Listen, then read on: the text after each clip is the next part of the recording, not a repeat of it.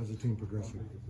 I think we're doing a good job, and still have little things we got to touch up on before we get to Iowa State. But as far as where we are this time to where we were at last year at this time, I think we've made big strides and big improvements, and we got a lot of pieces, a lot of talented players, and I'm really excited to see what this team can do in the fall rolls around.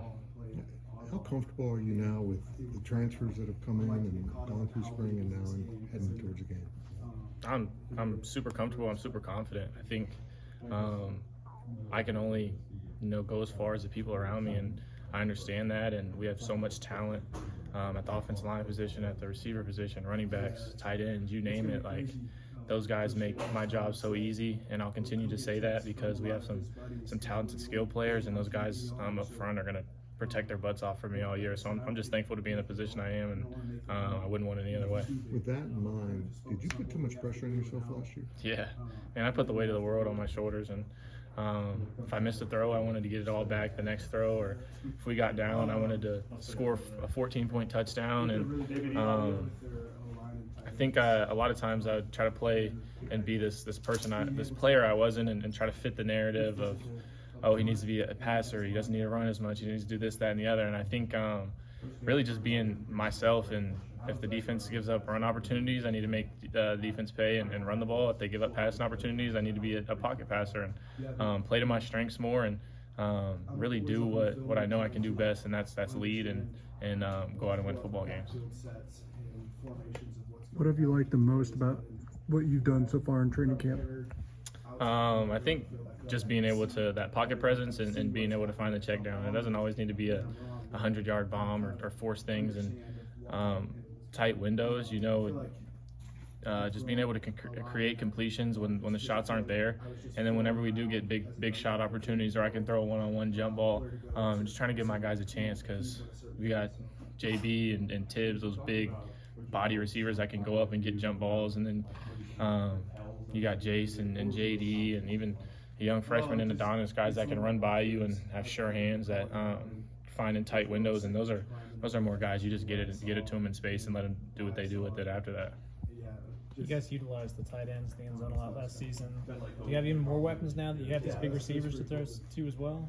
Yeah, I think Coach Wells is going to come up with a bunch of creative ways to get those receivers involved in the red zone. But like you said, I mean, our tight ends were so reliable in the red zone last year, and I think those will be guys we continue to lean on. And with how deep we are in that room, it might be Swanee one week, it might be Oaks, it might be Anseal, it might be Lofton. Like, you never know who's going to hurt you, and those guys are so interchangeable and do so many things so well.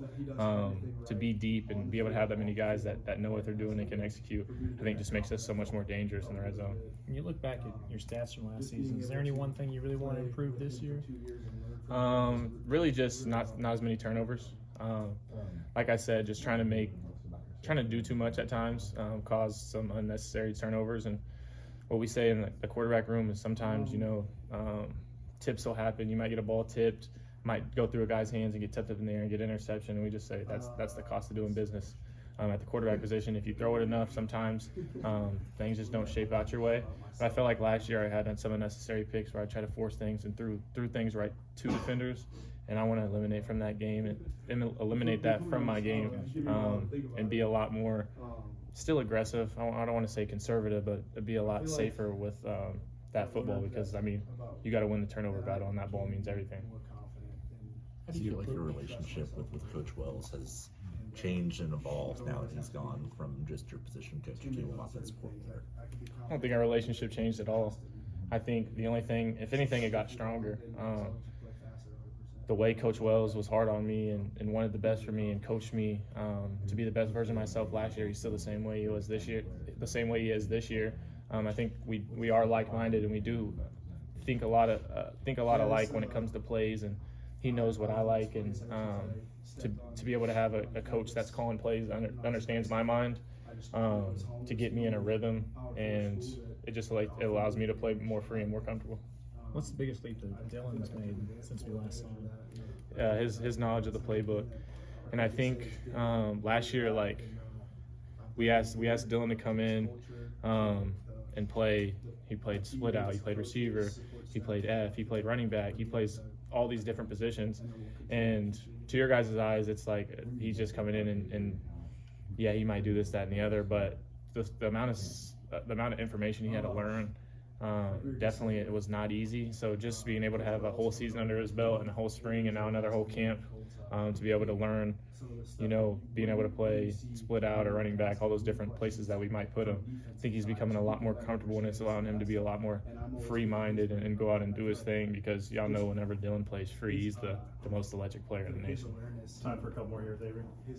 Is the approach different in camp now, knowing you play a Big 12 team in the first game compared to last year with UT Martin? Yeah, I think I don't want to say it's too different. Obviously, each opponent matters, but obviously those conference games, mean so much more. And our goal is to go out and win every week, whoever's put out in front of us, and it just happens to be Iowa State to kick off the year this year. So I think yes and no. We don't want to approach our camp different or not go as hard last year as we did this year. But I definitely think we have to have an extra chip on our shoulder, losing Iowa State 2 years in a row and kicking off with a conference game. This one does mean a little bit more to us. How good is your relationship with Jace Brown after the time you spent together? Yeah, Jace, that's my guy, that's my dog, and spent a bunch of time with each other. We're roommates, spent a bunch of time with each other outside of the facility.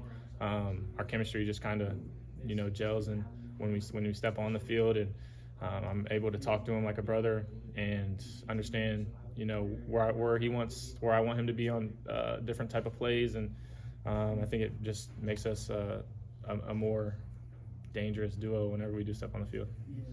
All right, thanks. Thanks, Avery. Thank you.